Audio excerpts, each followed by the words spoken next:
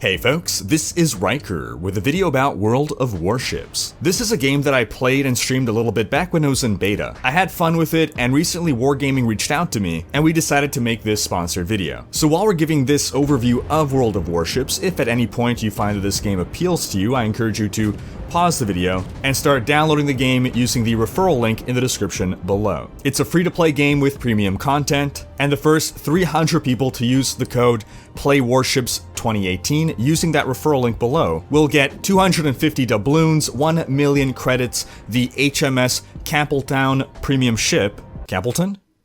Campbelltown. Campbelltown? And more premium stuff as well. So once you got that downloading, just remember to resume the video after. You'll have time to watch this. The game's got to download and everything. Now, World of Warships' tagline is the thinking man's action game, because it's a mixture of action and strategy, and we'll later explain why I think that's a remarkably suitable tagline. Now, a little backstory here as we have my gameplay footage playing in the background. I actually met the heads of Wargaming back in 2012 at E3. They seemed like cool guys with a strong passion for their games, and back then they were just known for World of Tanks, but they had a playable demo of World of Warplanes, and World of Warships was revealed as their next project to complete their trifecta. Though they didn't have much to show for World of Warships, they had this spark of passion in their eye as they spoke about the project. And I remember actually talking to them and bringing up the possibility of finding some way of linking all three games together, so you can have these massive battles where you got World of Tanks players on land with tanks, and then World of Warplanes players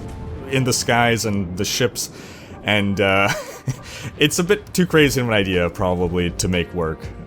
There's a number of reasons why this is probably not feasible in any way, but it seems like a cool concept. Anyway, on to World of Warships. It's a PvP game in which one team of warships faces off against another team of warships. If your ship is destroyed during a match, you're out for that match. At the end of a match, you're awarded XP and currency, which you can then use to upgrade your ships and grow your fleet. You only ever play one ship at a time in a match, but you might have different ships for different circumstances. So outside of the actual matches where the action happens, you almost have this RPG game going on, where you're leveling up, you're allocating skill points, you're buying upgrades, and the ultimate goal really is to reach the highest tier of ship. Now, while this is a PvP game, you could also play it as co-op versus AI, and the matchmaking tries to put similar tiers of ships together. So if you're in a tier 1 ship, you're not going to have a tier 10 on the enemy team, or even on your team. There are 10 tiers of ships in total. You start off at level 1 with a fairly small ship with just a couple guns, and you eventually reach tier 10 with just massive battleships. Then there are also different classes of ships. You got your cruisers, which are kind of your jack-of-all-trade ships. Not the best description, but the simplest for our purposes here. You got your battleships, which are these massive floating guns, basically.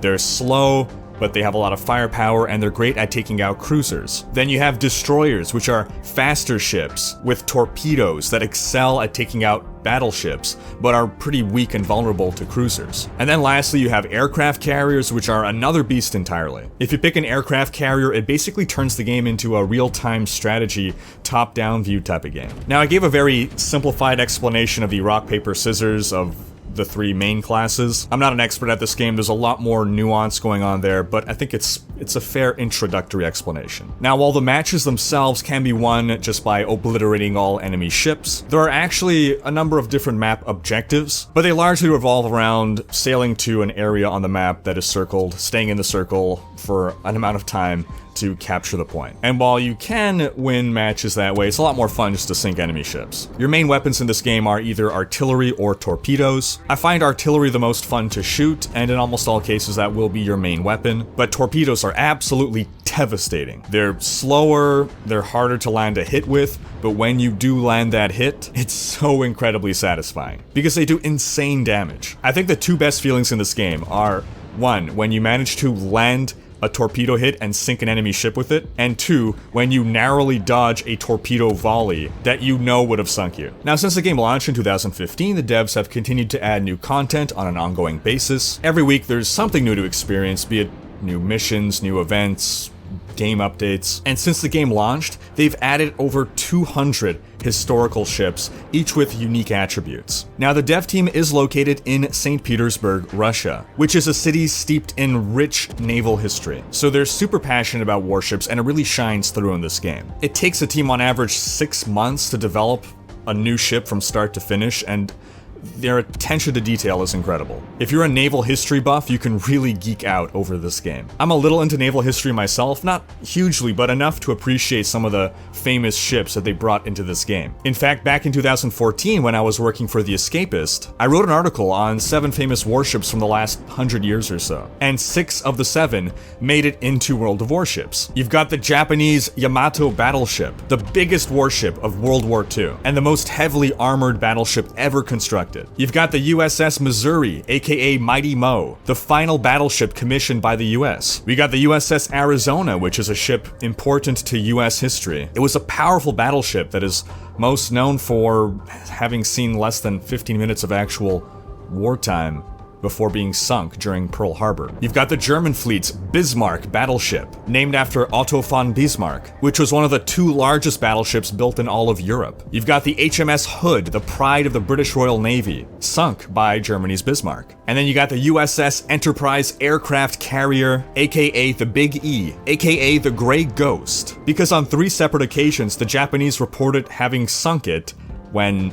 Nope, that didn't happen. Now, to talk a bit about the gameplay itself, let's go back to this game's tagline: the thinking man's action game. The reason why I think this tagline is so appropriate is because while it is an action game, you're firing artillery, you're dodging torpedoes. When the action gets going, there could be a lot of stuff going on screen. So despite that, it's a very calculated game. It's not necessarily about how quick your reflexes are, or how accurately you can aim at a small target, things that will be really important in a Twitch FPS game. Yes, those things still are important to a degree in World of Warships, but it's more about calculating in your mind where your shots are going to land, where your target's going to be, so that your shot is going to intercept and strike your target. You have to account for how far your target is, how fast they're going, and then you even have to get into your opponent's mind and try to predict what maneuver they may attempt to pull while they see your shot coming for them. It's basically like that GIF with all the calculations in the air with Zach Galifianakis.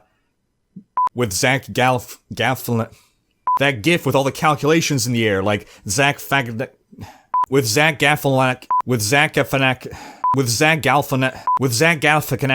It's basically like that GIF with all the calculations with that girl. Alright, now I just want to finish off this video by showcasing the game's port. This is like your garage for your battalion, your fleet of vessels. So right now we have a tier 1, the Orlan selected, and the port that we're in right now, which you can change, is St. Petersburg. You can see over there the shoreline, all wonderfully detailed. But we can change our port, and you have a number of options. You click up here to change a port. You've got London, you've got Hamburg, the Philippines, and then we have Dragon. I don't know if this was added for the anime integration, but this is my personal favorite, the Dragon one. It's absolutely beautiful, and it's just super cool to have the dragon in the background, the pagodas up there, and having these little boats next to the ship helps to add a sense of scale, I feel. Well, I guess you can also see this little ship on top of this ship. So this is, again, a tier 1. We're gonna get a lot bigger than this. Let's take a look at the HMS Hood, the pride of the Royal Navy. I believe that is a tier 7 battleship. So let's take a look. Find that one. Here it is, the Hood. So right away you can see that's a significant size increase. We went from a cruiser to a battleship. Tier 3. Look at this beaut over here, and I believe the Hood as well. It's not even quite a battleship, it's a battle cruiser. There were only a few battle cruisers made, mostly battleships were made. A battle cruiser is a faster, sleeker battleship. Now to compare, let's take a look at Mighty Mo, the USS Missouri. Another battleship. Or rather, a battleship versus a battle cruiser. So let's see how much bigger Mighty Mo is. As you can see, it's quite a little bit bigger. But bigger guns, bigger girth, and you can see some camouflage on it as well. You can change the ship's camo. You would do that by going to exterior up here, and there's different types of camouflage that you can select from. And some of these you might wonder, like this one for instance, right? This zigzag pattern, how is this camouflage? This makes the boat stand out more, does it make it blend in with the water? Well, the thing with this type of camouflage, basically, this is something that was used in real life. This isn't just the game throwing on silly looking camo. This is a legitimate thing from the past. They would put this type of camouflage on ships, and this way when you would have a number of ships kind of lined up in the distance, because there's all of these strange zigzagging patterns, you couldn't quite tell how many ships there were, because you couldn't really see when one ship ended and another ship started. So again, this is Mighty Mo. Let's see how Mighty Mo compares to the Japanese Yamato battleship, the biggest one around. And, you know, it wasn't that much smaller, at least from what we're seeing in the scale of the game, but look at all of these side guns.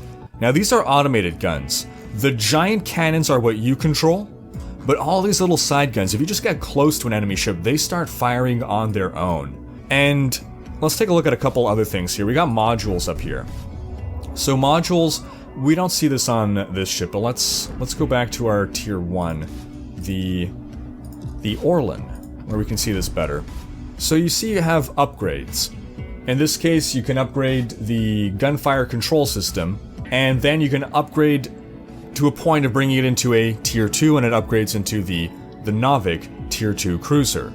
And you can look at your tech tree up here to see what that is. So you start with the Orlan, and then you can upgrade that into the Novik. From the Novik, you can go to either the Storozhevoy, or you can go to the Bokatir. Now you might wonder, why would I want to go from a tier 2 to another tier 2? Well, this one is a destroyer, so if you want to go from a cruiser into a destroyer, that's the path. And every nation has its own tech tree. If you look at Japan's, it's going to look different, more wide, if you will. If you look at Germany's, again, different. USA's. So, again, you start with your tier 1 ships, and you're going to pick a nation, you're going to ideally try to find a path you're going to want to take to optimize yourself, but you're going to progress along this tech tree of vessels until you eventually reach the tier 10 that you want. And there's one last thing we'll take a look at here. We're going to go back to our port, and that's our captain. At some point you unlock the ability to put a captain in your ship, and that captain can level up, and he has a skill tree of his own. So as you can see here, I've allocated all of my 19 skill points that you eventually get. But it starts off with, you have to pick one of these tier 1 skills, the first row.